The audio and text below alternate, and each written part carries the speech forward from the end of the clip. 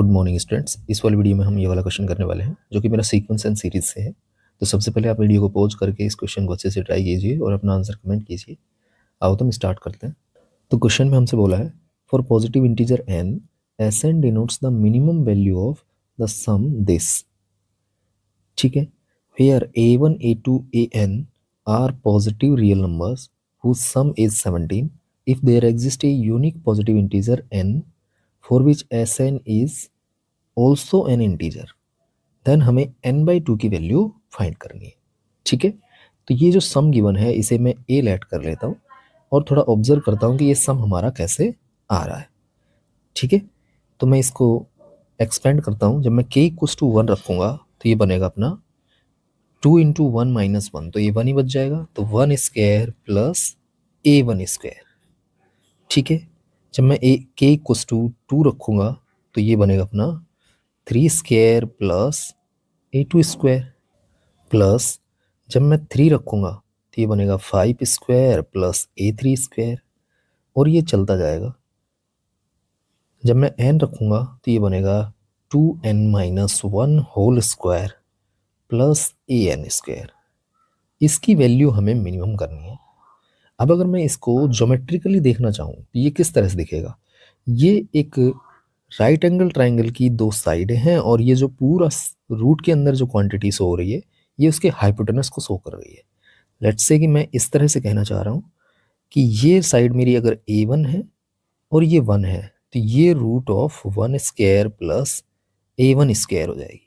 इसी तरह से अगर मैं ये दूसरा ट्राइंगल बनाऊँ जिसके अंदर मेरी ये वाली साइड a2 है और ये वाली साइड 3 है, तो ये वाली साइड मेरी बन के आ जाएगी 3 स्क्वायर प्लस a2 स्क्वायर। और इसी तरह से हम अगर यहाँ पर देखना चाहें तो ये वाली साइड मेरी अगर an है और ये 2n-1 है तो ये वाली साइड में निकल के आ जाएगी 2n-1 whole square plus an square. ठीक है, अब ये जो हाइपोटेनस है इनका सम मेरा मिनिमम कैसे आ सकता है। इसके लिए मुझे क्या करना पड़ेगा, ये जितने भी हाइपोटेनस है इनको पैरेलल करना पड़ेगा। ठीक है, इट मीन्स मैं इन सारे हाइपोटेनस को एक ही ट्राइंगल में शो कर दूं। लेट्स से हमारा एक ये ट्राइंगल है पहले वाला, ये कुछ इस तरह से, दूसरा ट्राइंगल में यहीं पे रख दूं इस तरह से।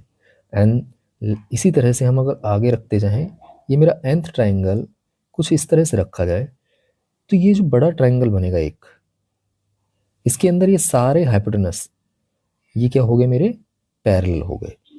तो मिनिमम के लिए ये वाला केस ही हमें कंसिडर करना पड़ेगा।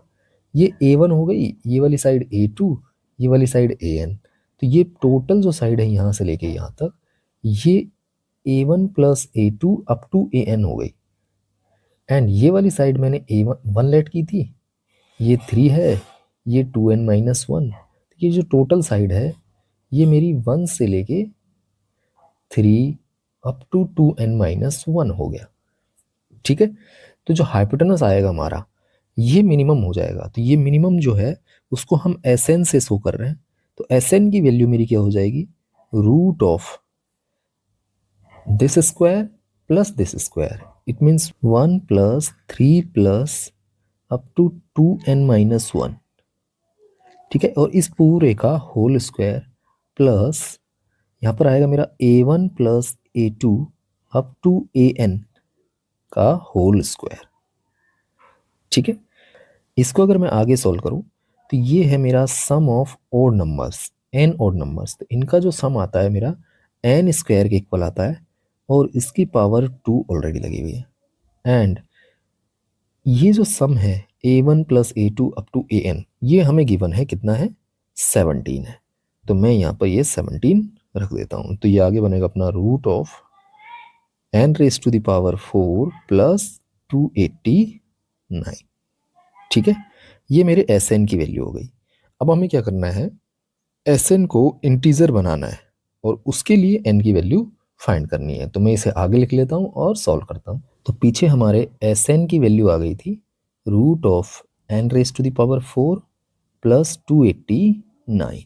अब मैं बोथ साइड स्क्वायरिंग कर देता हूँ तो ये बनेगा मेरा Sn square and n raise to the power 4 को उठा के मैं लेफ्ट हैंड साइड में ले आता हूँ, इक्वल्स टू आ जाएगा 289।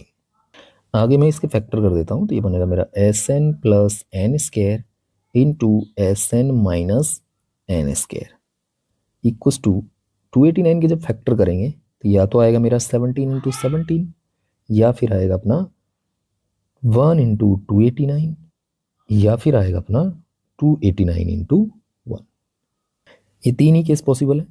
तो यहाँ से मेरा S N plus N square equals to आ जाएगा 17 और S N minus N square equals to 17 हो सकता है, या फिर S N plus N square equals to 1 और S N minus N square equals to 289 हो सकता है, या थर्ड केस क्या हो सकता है अपना S N plus N square equals to 289 और S N minus N square equals to 1।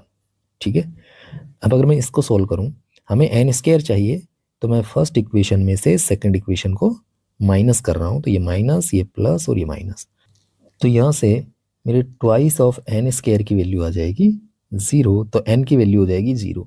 But N हमारा जो है वो पॉजिटिव इंटीजर है, तो ये पॉसिबल नहीं है।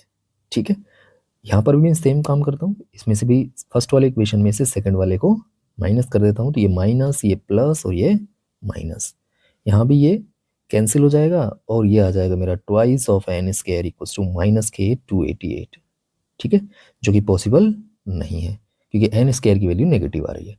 फिर थर्ड केस को सोल्व करते हैं, सेम यहाँ पे भी माइनस कर देता हूँ, तो ये माइनस प्लस और माइनस ये दोनों कैंसिल, ये बचेगा मेरा twice of N square equals to 288 और एन स्क्वायर की वैल्यू आ जाएगी हमारी 144, तो एन की वैल्यू होगी प्लस माइनस 12, हमें प्लस वाला लेना है, तो एन की वैल्यू यहाँ से हमारी आ गई है 12, हमें फाइंड करना था n/2, तो हमारा वैल्यू आ गया है 6।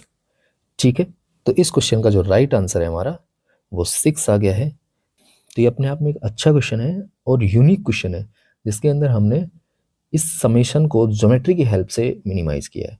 ठीक है, अगर आपको वीडियो अच्छा लगा हो तो please like, share and subscribe my channel. Thank you for watching this video.